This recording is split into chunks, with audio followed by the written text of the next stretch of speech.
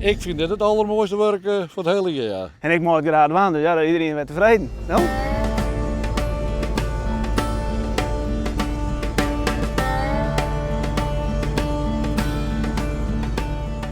Nou ja, we zijn in het gaat bij Maatschappij Roda, tegen Roda ben we in de moois.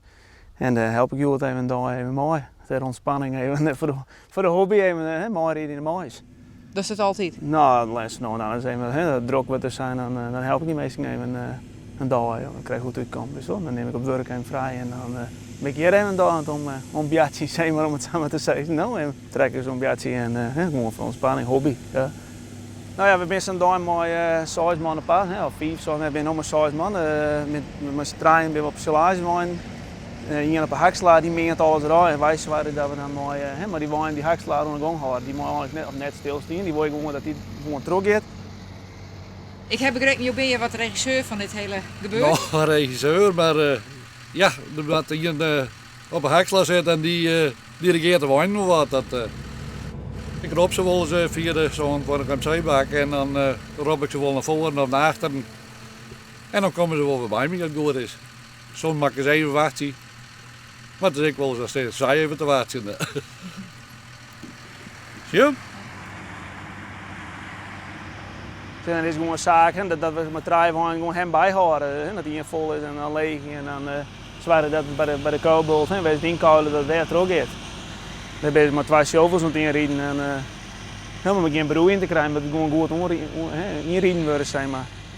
Tussen de 2 moorden. Nou ja, ze zijn er heel dag bezig. Dat we de spullen aan de kant hebben, is het voor mij weer kleren en die man ze mogen hebben, maar voor mij man daar je het even. En dan moeten we aan het werk. Dan ze zijn nu aan het inmengen, mais zit helemaal tot de 40 af jouw kant om dicht. En je wil eigenlijk net dat die maisplant kapot rijden wordt, dus dan begin je eerst niet te mengen. Dan maakt zijn baan, hij telt ze er nu, hij laat een strook voor 6 rijen staan. En dan gaat de 6 rijen van de 40 begint dan maakt het hij een paard omheen. En dan kun je horen, ook hij pakt hij de rij bij de veerdel. En dan kun je horen van de eerste, dan ben je allemaal eens, dan heeft hij gewoon een vrije baan. En dan gaat je er 2 keer omheen. En dan ben je er straks 1 baan erheen. En dan ga je elke keer gewoon rondjes rijden om een mooie weer uit te krijgen.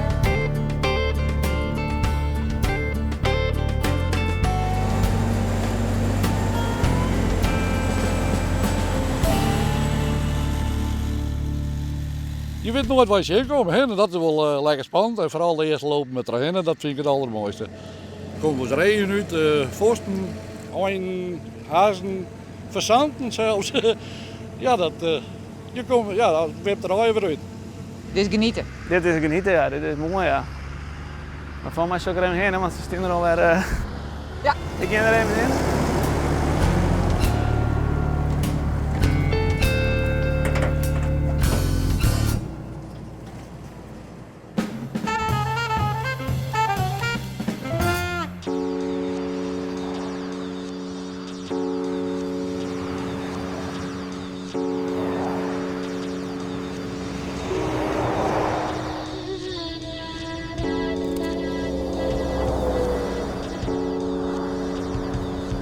Dat was een van die heimat, weißt du? Ja, ja. Ik zet emotie op een foto, in een macho-wereld. En nadat de emotie had, die man zijn auto op een fotoshoot, zo'n chauffeur begint er helemaal te leven.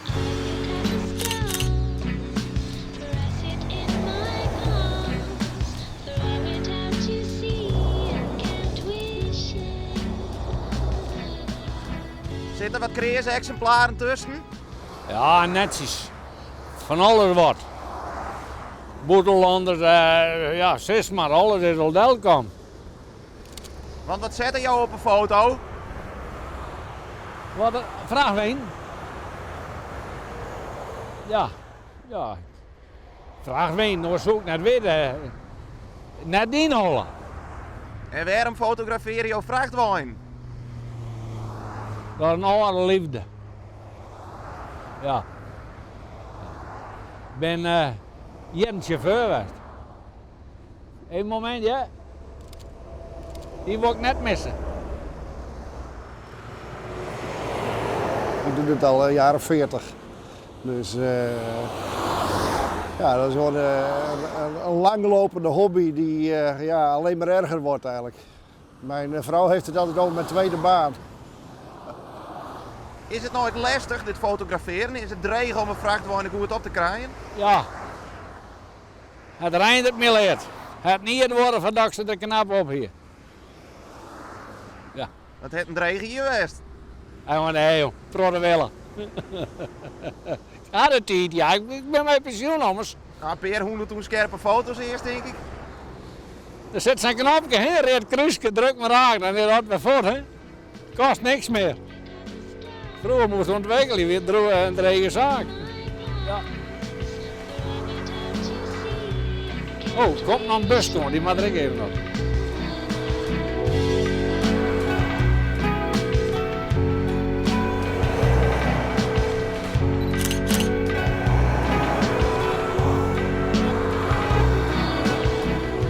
En wat doe je hem nou met al die foto's? Buiten dat ik ze zelf spaar, is dat eigenlijk het minst belangrijke onderdeel. Een hobby is delen. Een hobby wordt leuk als ik ze jou laat zien en jij reageert daarop. Er zijn mensen die zitten boven op zolder met hun foto's en die ervaren dat niet zo. Denken ze ook wel eens dat je van de politie bent? Je net, Duitsland wel. Met ik wel een lolkabus. Dan jaagt de motor, dan rem je echt en dan begint ze weer. We runnen sinds een jaar een groep op Facebook waar we foto's posten. Ja, die zit tegen de 14.000 leden inmiddels aan.